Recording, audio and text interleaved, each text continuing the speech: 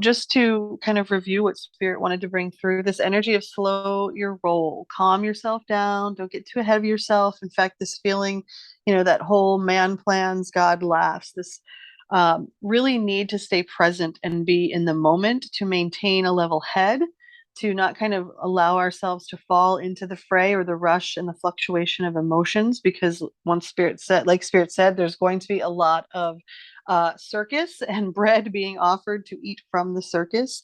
And instead, once again, to focus on breathing, meditating, praying, saying thank you, Spirit said, is enough, because it connects us to that frequency of gratitude, which magnetizes all good things into our lives. And to know if we're experiencing that non-localized anxiety, which is creating that false sense of urgency, that we can take a step back. We don't need to make it ours and attach to it.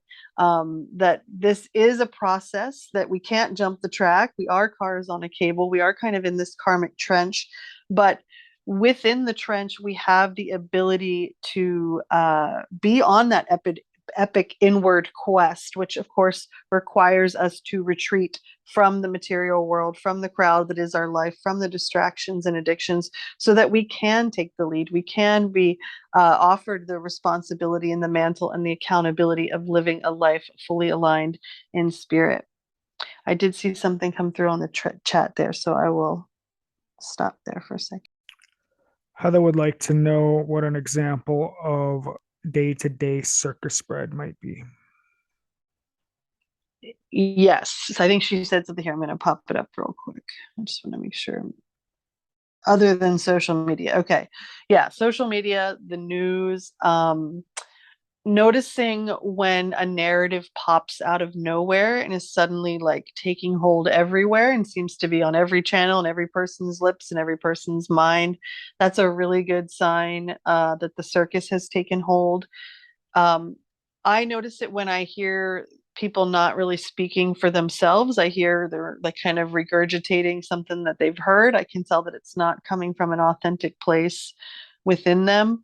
And it's not so much that we're like avoiding anything like that, but we're not falling into that lower frequency or that fray. We understand that there are powers afoot that would like to maintain their domination of the physical and material plane, and they plan to do it through, a psychological experiment, a hypnosis on society through, multi different levels. But yes, very specifically social media, the news, anything that is parroting something out toward the media or toward the population.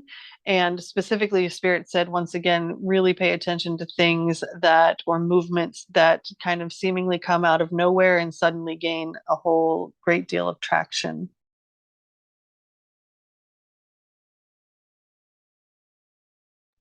Another great litmus test is to just ask, is it from a man-made edifice? Big ones are media, government, religion. Did it come from any of those, or any roots or branches of those things? And if yes, then it's part of the wonderful world we live in.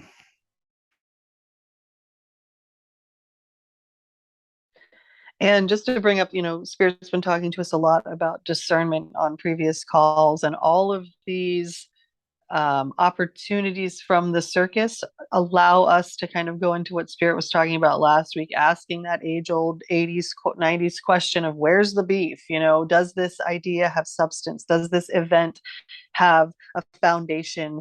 Are what these people saying, does it ring true in my body even a little bit? Or am I feeling like, just this is not all quite aligned here?